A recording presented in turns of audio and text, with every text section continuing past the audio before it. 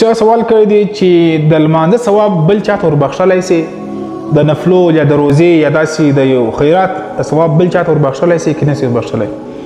بلکل که چیرې یو انسان وغواړي چې د خپل مور و پلار دپاره 2 رکعته نفل وکړي، د دې ثواب بلکل د مور پلار ته یې رسي. او په کار دا ده چې انسان دی د خپل مور پلار چې مور پلار یې مړ سوي وي که ژوندي وي، د دې ثواب دی د خپل مور پلار ته ور وبخښي. 2 رکعته نفل باید چې هر یو انسان پر ځان باندې لازمي کړي.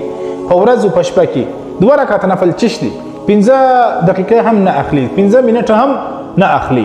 نو 2 رکعته نفل باید سړی وکړي، د خپل مور پلار ته هغه ثواب ور صدقه کړي او ورته وبخښي. د هغسې که د انسان روزه ونیسي، که یو انسان یو خیرات وکړي، د هغه ثواب دی د چا ایصال ثواب ته، د چا روح ته د هغه ثواب وربخښلی سي. دا بلکل جایز ده. او په کار هم داسې ده که چیرې د چا مور پلار ژوندي هم دا عمل وسي او که مړی هم دا عمل وسي، دې عمل په برکت سره به الله رب العزت موږ باندې رحم وکړي، پر موږ باندې به برکتونه کښېږدي، پر موږ باندې به رحمتونه نازل کړي. دا ویډیو د ثواب په خاطر باندې مخ ته در سره شیر